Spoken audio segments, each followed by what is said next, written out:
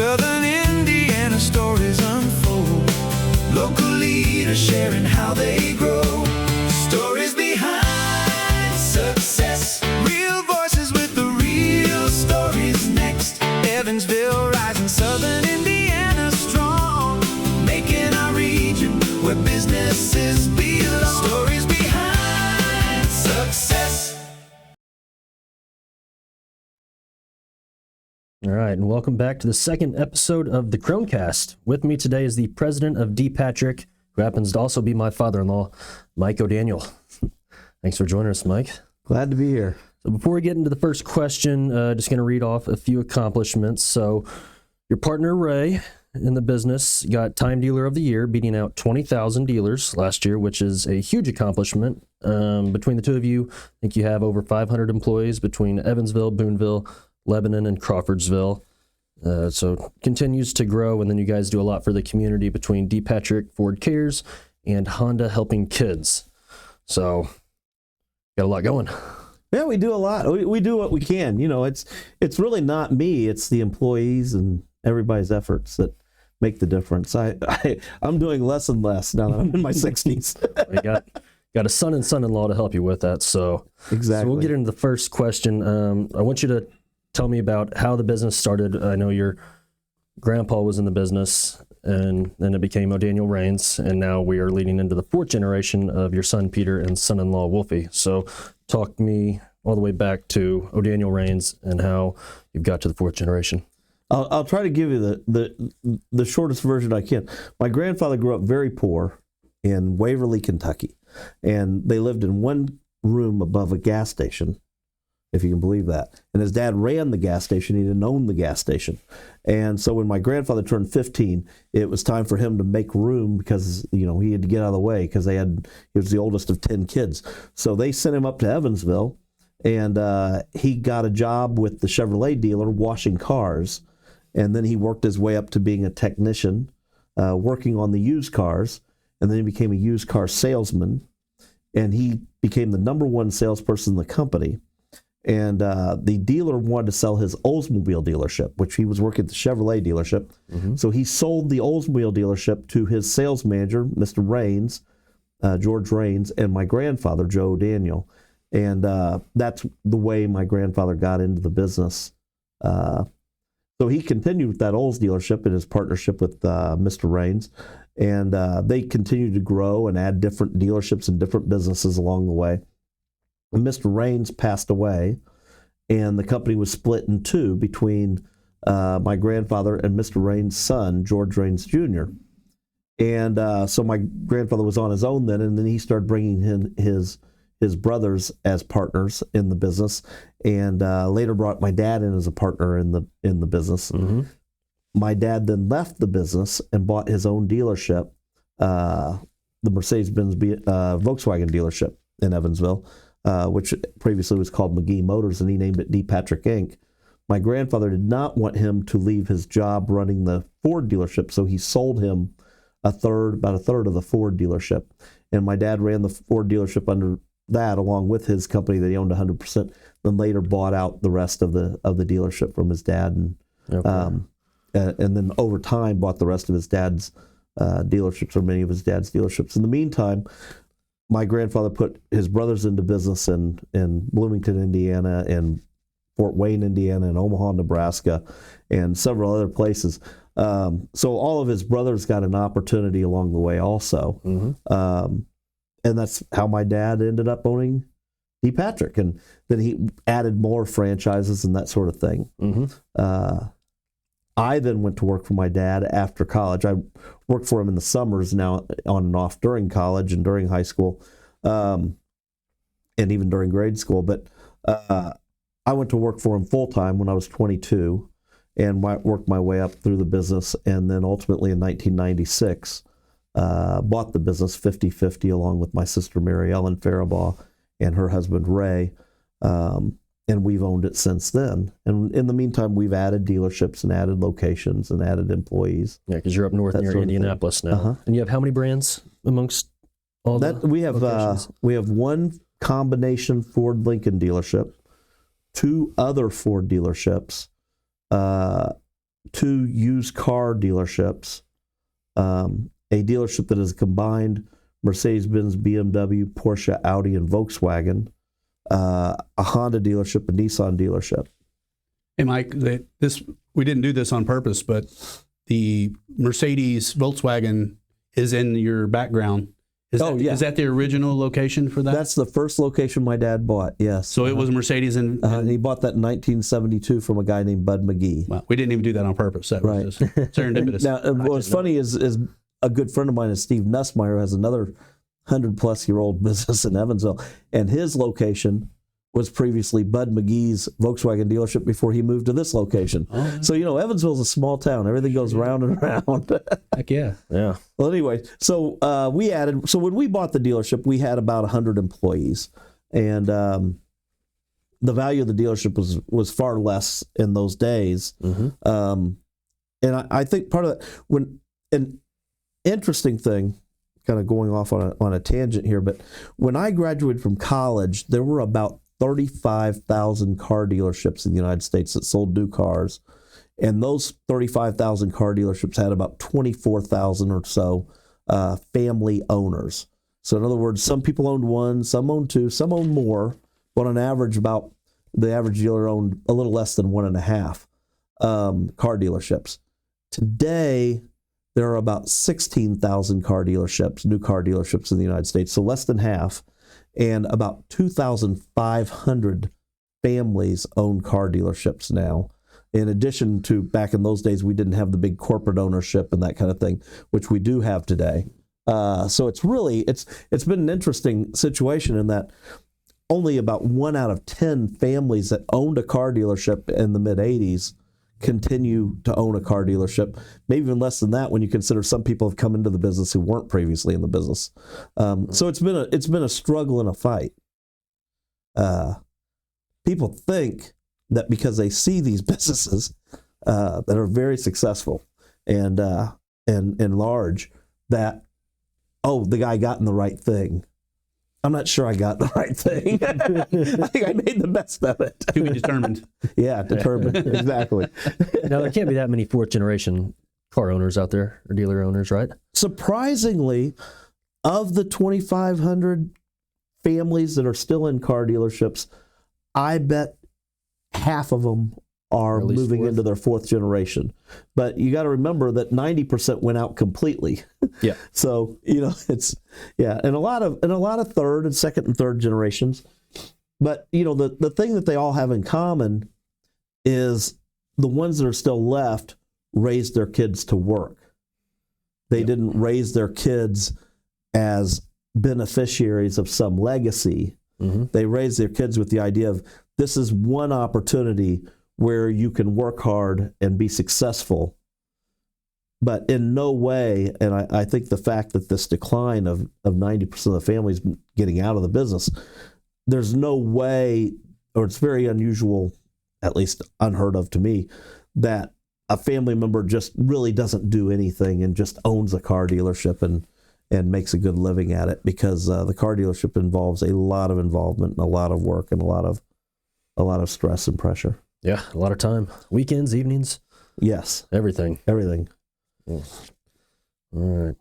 Well, second question. So between your grandpa, your dad, you, and now your kids going into the business, what are lessons you've learned in the past, or you've seen them learn from, or mistakes that you've made that you've learned from or have capitalized on or wish you had done differently? Well, if you're talking about the kids and coming up, once again, it's teaching your kids to work. And they can have benefits, and they can have a blessed life, and they can have some things that maybe some other kids don't have, some opportunities maybe other kids don't have, or whatever. But this idea of a work ethic and hard work, and you're not going to achieve anything without a significant amount of work. I think, not that long ago I heard, if you want to be in the 1%, you better do what 99% of the people are not willing to do. And it's very hard, or not hard, but it's complicated, because you are living a lifestyle that seems very comfortable and seems to your kids oftentimes like it's more comfortable than their friends have it. And at the same time, you're telling them you're going to have to work harder. You're going to have to be smarter. Yeah. And they're like, well, why? We already have all this. Yeah. It's like, because it ain't going to last if you don't. Yeah. And you got a lot to compete with. I mean, you got, was it Carvana is one of the... Well, you have a lot of competition both in your community and outside of your community. When you're talking about a new Mercedes-Benz dealership, your competition is really all the other things somebody could buy. Maybe not a Mercedes-Benz, maybe not even another car, maybe a boat, maybe a vacation. Yeah. As opposed to spending the extra money for that super luxury car like a Mercedes-Benz or a Porsche or an Audi or a BMW or a Lincoln. When you're in the Ford business or the Nissan business or the Honda business, you have all these popular brands, and then even within your brand, you have multiple dealerships that a person can go to and has a choice of. And obviously, many people today start their shopping process on a new or used car on the internet, where they're hit with all kinds of different offers and different opportunities. And you have to be the best both in marketing, and then once you get the opportunity to actually talk to the customer, the best at customer service. Mm-hmm. Yeah, because if somebody needs service, they'll go and pick up the car, correct? Or come back, and then if they want to maybe test drive, I believe they'll also take it to your house. Oh, well, absolutely. Yeah. Anything that the customer needs, pretty much. And we do a whole lot of stuff for free. Yeah. A whole lot of stuff for free. If you come and, you've been in the real estate business, you know what I'm talking about. You end up working for free a lot. Yeah. And over backwards to get the sale. Exactly. Any other lessons or mistakes that you've learned from that you can think of? Oh, I think my only mistakes, my biggest mistakes, I won't say my only mistakes, my biggest mistakes were not taking advantage of opportunities that I had along the way because of anxiety about the market or anxiety about other factors, that then I didn't take advantage of those opportunities. And in hindsight, those would have been excellent opportunities for me and my family. I think most entrepreneurs will tell you that the mistakes they made were out of fear, if they're honest. Yeah. Many of them are honest. I think that drives most of our decisions is avoiding things or being fearful of things. Right. Fear of whatever. Fear of change. Fear of getting that loan that you're going to have to pay back, and if things don't work out, you still have to pay it back. And fear of the economy turning on you, or fear of there's so many things that have happened in the history of our family. Obviously, my grandfather got into the business during the Great Depression in 1934, and that's really why he got his opportunity, was because when there's nobody who wants to buy an Oldsmobile dealership, you got to find somebody who's willing. Yeah. And he was willing. I said, Grandfather, wasn't it? Did you have a lot of money because you were just a car salesman? He goes, no, I didn't have a lot of money. And I said, well, then wasn't it very scary buying that Olds dealership? He says, no, because I was able to get the Oldsmobile dealership by signing my name on a piece of paper saying I'd pay a bunch of money back, but I didn't have any money. So if it didn't go well, I really wasn't going to lose a whole lot of anything. No. He goes, it's scarier when you have something and you have to sign a contract saying you'll pay back money, because you know that you may go backwards as a result of, if things don't work out. Yeah. Happens a lot in real estate. People kick themselves for not taking the risk on the house or the business or building or whatever it is. Correct. Yeah. So this is the perfect intro into question number 3, talking about risk and entrepreneurship. So what advice do you have for people, whether they're wanting to start their own business, get into the dealership business, or be president of a company? Well, it's very difficult to get in the automobile business at this point, because it takes so much cash, so much equity to get into it. It's not like the old days where an ordinary person may be able to save enough money. But I think that, like, if you wanted to buy or start a business that took less equity, like a restaurant or something like that, my only suggestion is that, number one, it's more of a marriage than a job. I mean, you're all in. There's no you're 100% in. If you got to work till 1 a.m, if you got to get up at 3 a.m, if you've got to drive here 5 hours, drive back in 5 hours, and make it in 3 hours, and then work 24 hours and then do it again, that's what you've got to do. Yeah. And if you're not willing to give your heart and soul and your life to it, I always said, especially the restaurant business, and I've never been in the restaurant business to qualify that I probably don't know what I'm talking about, but I've had several friends in it. I've always said it was the easiest business to make a lot of money in if you're willing to work 18 hours a day for 7 days a week. But a lot of people in the restaurant business find that initially they're willing to do that, and then as they kind of get ahead of the game, they're like, well, I can kind of step back a little bit, and what they find out is when they step back a little bit, everything goes haywire. Yeah. And I don't know how restaurateurs do it in the long run. It's absolutely amazing to me. But yeah, when you start a business, when you get into business, you give it your all. I think even Elon Musk talks about sleeping in the car factory overnight, not actually leaving it for days or even weeks on end. And many of my friends who are in business for themselves have maybe not the same story, but relevant stories that are very similar. So yeah, and then people say that the biggest reason that businesses don't do well is because of capitalization. Well, the only time not having enough capital affects you is if you're losing money. So, if you're getting the job done, and you didn't bite off more than you could chew as far as starting a business that's larger than what you could handle. I don't think that capital is the biggest thing. I think it's a very big thing. I think it's commitment and stick-to-itiveness. I recently talked to a young man who started a business, and he closed it down after 4 months. And I said, why'd you close it down? He said, I just didn't realize how much work was involved. What kind of business was it? I won't go into it too far. But I didn't realize how much work was involved. And I'm like, well, yeah, there's a lot of work involved in owning a business. Yeah, that was an expensive lesson. Yeah, I'm sure it was a very expensive lesson. He didn't relate to me how much that lesson cost him, but yeah. So if you're not, I would rather work 16 hours a day, 7 days a week for myself and make my own company a success than work 16 hours a day, 7 days a week for somebody else and make their company a success.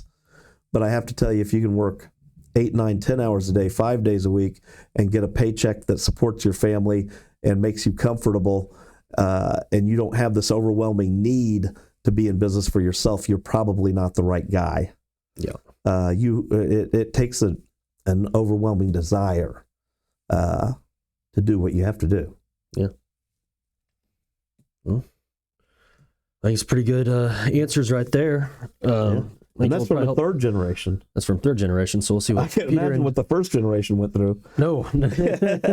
We'll see what Peter and Wolfie have to say too. Yeah. So yeah, I think that'll be good for people, especially graduating college, to look at and trying to figure out what they're going to do. Yeah, and when you go to work for a business, now you know why the guy's so tough. Yeah. What he had to do. Yeah. Or what he has to do currently that you don't realize. Yeah. Yeah. Especially managing 500 employees now. Well, it's not easy. You're not really managing 500 employees. That's interesting that you bring that up. You're really managing 5 to 10 employees who are then managing 5 to 10 employees who are then managing 5 to 10 employees. Most of workplaces you're going to find are a pyramid of hierarchy. And the fact is, if you're trying to tell that person 2 or 3 levels below you what to do and how to do it, you're circumventing the management that you're paying to manage them. So it's not as complicated. The more employees, it's almost like when the company was 100 employees, it was harder to run than it is now with 500 employees. Of course, we were broke then because we owed all this money to my dad and to the bank and all this stuff. But and we're not as broke now, which is nice. Yeah, you have to focus on what your job is, and you have to manage the people who are managing the people for you. Yeah. Help them.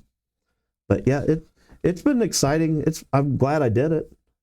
I'm excited about it. It's paid off well. Yeah. But I have to say, you can be a little jealous of that buddy of yours who, leaves work at noon on Friday and is playing golf every afternoon on Friday, and is free every Saturday and Sunday. And is home eating dinner with his family at 5 p.m. On the weekdays, and because if you're making a living doing that, and it's a living that's comfortable for you, the extra business, the extra lifestyle, etc. It has a pretty big price. I would say so. I do want to touch on one thing that we talked with Pres P last week. You guys started using AI a lot more, correct? Correct. Yeah, and AI is going to be a bigger and bigger part of our world as we move forward. And even from the customer's point of view, when customers don't know that they're dealing with AI, let's make up a name, Amy.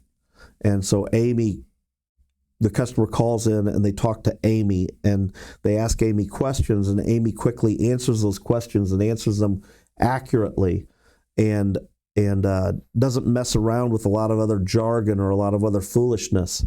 And they get off the phone from Amy and they say, when I go in there, I want to talk to Amy because she's a no fooling around and she knows all the answers. She knows what she's talking about. And then the customer walks in, and many of my dealer friends talk about this also. The customer walks in and says, no, I want to talk to Amy. It's Amy's in the cloud. Amy's in the cloud. What are you talking about? She died? No, she didn't die. She's AI, And so, there are certain jobs that actually are better.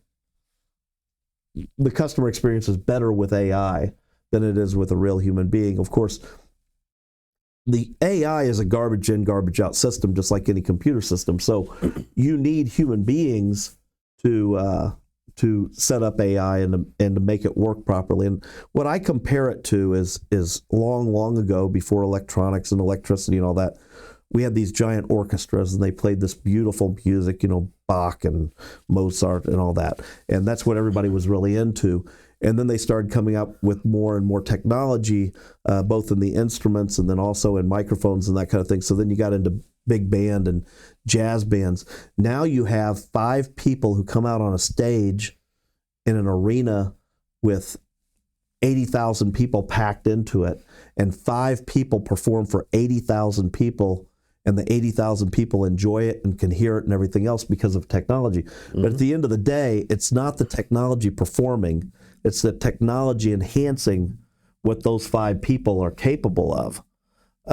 So that's really what AI and what technology is going to do in a business, is it's going to allow that business to perform more with possibly less human resources and perform better and give a better experience to the employee ultimately. But there's never a day that's going to come when there's no human beings involved in it, I don't believe. Yeah, I don't think so either. AI has been great for real estate. I'll put in a 150-page document for a lease. It'll give me a breakdown of everything in 30 seconds. So, well, let's say you had an IRS question. Would you rather call an 800 number and talk to an IRS employees, or would you rather call an 800 number and speak to an AI that gives you exactly accurate information as quickly as you ask the question? I think most of us would answer that toward the AI as opposed to the government employee that you don't know if they're telling you the right thing. Correct, or you don't even know if they're going to answer the phone. You don't know if they're going to get back to you. And I think the AI in that case has more personality. Possibly. I don't want to put down my friends at the IRS. Well, I'm all for you guys. You're all right with me. That was an inside joke. Hope you're enjoying your vacation. I was an accounting major Just too. kidding. We'll cut that, Travis. Now, last question. So I've seen you in a lot of cars over the years. What's the best car that you've had?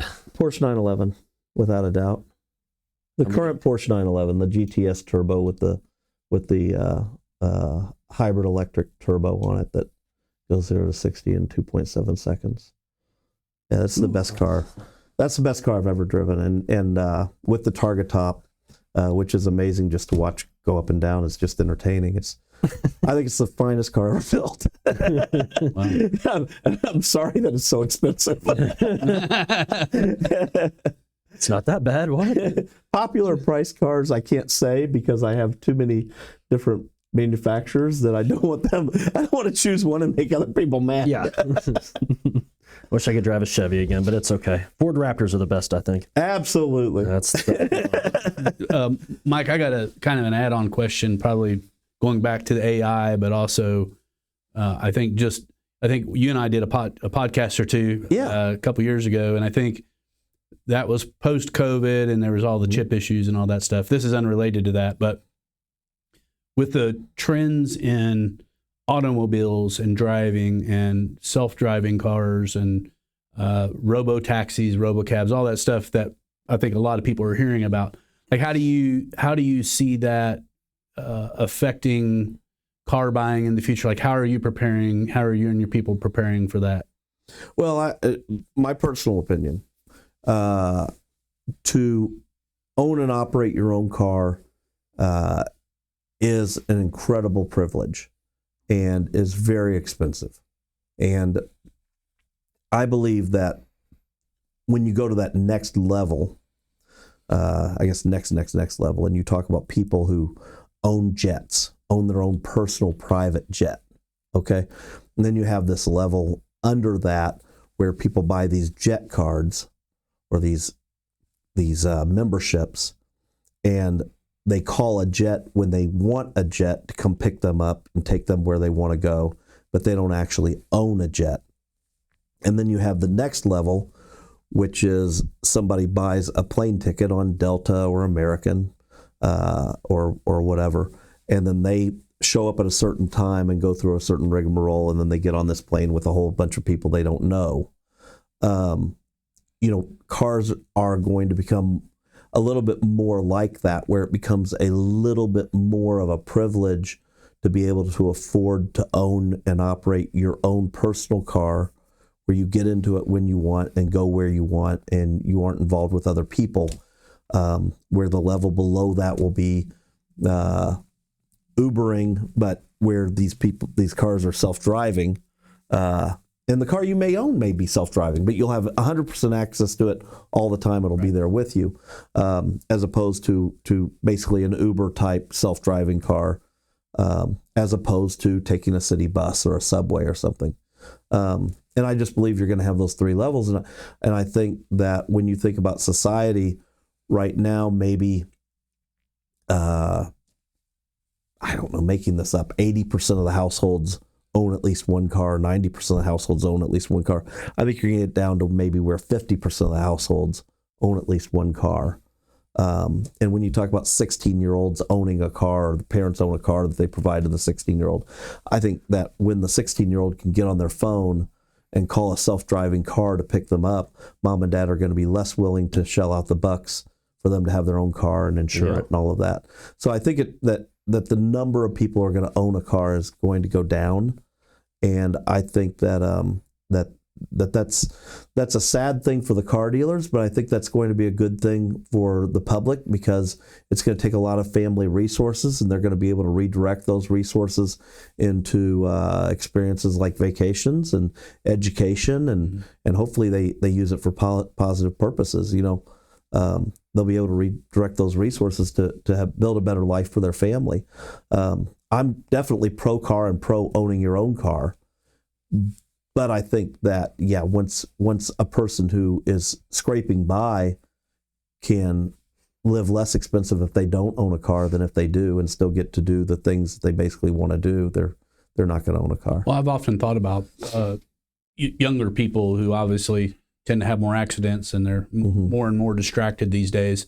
And then all the way to the other side of older people who tend to, lose their faculties a little bit, maybe drive slower, but are still a problem on the other end. Like, it can really fill the back gaps in safety, even like prevent a lot of, I still want my kid to be able to drive. That was something I wouldn't want to take away from him. But like, if you can have a self-driving car that's helping you not make mistakes even, and training you along the way, I think that's actually a pretty interesting way to do driver's ed. Correct. Yeah, I think so, and I think that that elderly people, particularly when they start losing their eyesight and losing their hearing and that sort of thing, I agree with you that it will affect younger people, but I think it's sad if it affects younger people because that'll be a competency that they don't develop. Correct. Very true. But when you get into older people, they're not developing any competencies; they're losing competencies, right. And for them to be able to maintain their freedom and maintain their dignity through a self-driving car or a car service like Uber with self-driving cars, I think that's going to be very nice for them. Yeah, because calling one of those buses and stuff is very expensive. If you can't drive yourself, I mean, that can be a big part of an older person's budget. Yeah, just getting from A to B. Sure. Having a self-driver would be correct. Something that would probably offset that pretty well. Yeah. Saw some older lady a couple weeks ago. She bought her Tesla just so she could go to church each Sunday. Yeah.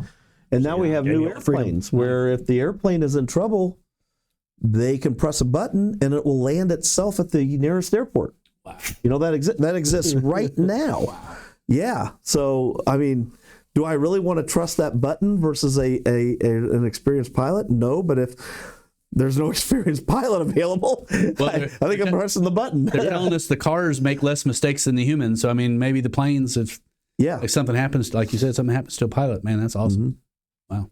What kind of plane is it? They have several. There's several out there that are it's a technology that then the airplane manufacturer purchases and applies to their plane. But several planes are coming out with that now. I'll be giving Doug Pettit a call after this. Well, you have to be able to fly the plane first. The button's just for an emergency. A couple hours of training. All right, well, Mike, thanks for joining us today on the Krohn Cast. All right, thank you. Yeah, it's fun. So if you liked it, subscribe, share on Facebook, YouTube, and see you next week with my pastor, Daryl Marin.